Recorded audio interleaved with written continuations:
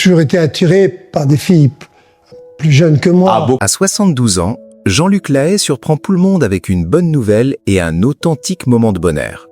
Lorsqu'un homme de 72 ans annonce son intention d'épouser une femme de 42 ans, sa cadette de 30 ans, les réactions fusent immédiatement. Certains crient au scandale, d'autres célèbrent simplement l'amour. Mais derrière ce débat passionné se cache une question plus profonde. Pourquoi la vie sentimentale d'un homme comme Jean-Luc Lahaye provoque-t-elle encore autant de tensions et de jugements? Pour comprendre ce tumulte, il faut se souvenir de ce que représente ce nom pour plusieurs générations de Français. Dans les années 80, sa voix berçait les nuits d'été, les voyages en voiture, les fêtes improvisées entre amis. Une voix douce, immédiatement reconnaissable, capable de transformer une simple chanson en confession intime. Sur scène, il incarnait le chanteur populaire, accessible, romantique, presque familier. Pourtant, cette image idéale n'a jamais raconté toute l'histoire. Derrière l'artiste se cachait un homme marqué par des fractures anciennes. La célébrité a donné l'illusion d'une trajectoire brillante et sans nuages, mais la réalité ressemble davantage à une mer agitée. Des vagues de succès suivies de tempêtes médiatiques, des périodes de lumière, puis de longs silences. Chaque retour dans l'actualité rouvre un débat bien plus large que sa simple carrière.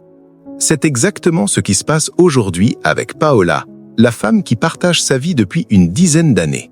Leur rencontre n'avait rien de spectaculaire, pas de décor hollywoodien, pas de mise en scène médiatique, simplement une complicité née dans un cadre quotidien parisien.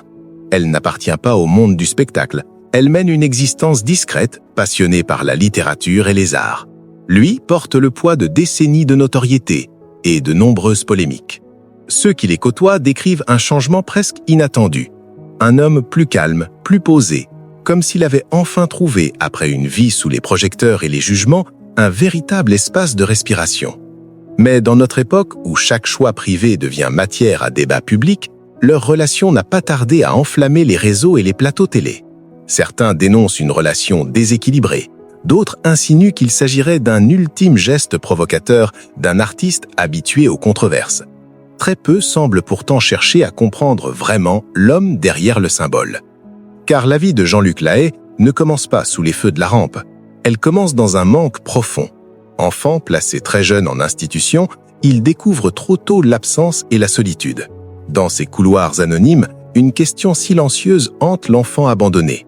Pourquoi moi? Cette interrogation ne disparaît jamais vraiment, elle se transforme, se cache, mais accompagne toute une vie. Pour le jeune Jean-Luc, elle deviendra une force invisible, la musique. Chanter devient un refuge, une façon de dire l'indicible.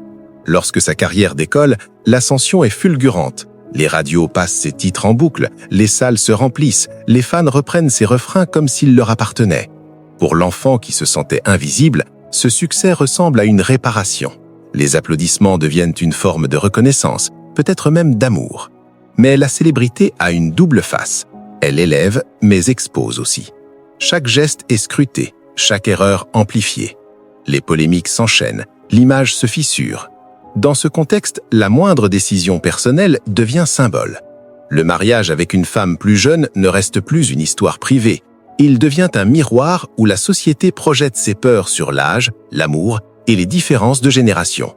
Pourtant, au-delà du bruit, une vérité simple émerge. Cette union n'est pas seulement un geste romantique ou provocateur, elle ressemble à un acte de résistance intime, celle d'un homme qui, malgré les blessures d'enfance, malgré les jugements, refuse de renoncer à la possibilité d'aimer et d'être choisi. Le 2 juillet 2025, loin des caméras et des débats interminables, Jean-Luc Lahaye et Paola se sont dit « oui » lors d'une cérémonie civile sobre à la mairie du 18e arrondissement de Paris, suivie d'une fête simple entre proches. Quelques semaines plus tard, une seconde célébration plus festive a eu lieu au château de Janvry. Pas de tapis rouge, pas de spectacle. Juste deux personnes qui choisissent de construire un avenir ensemble.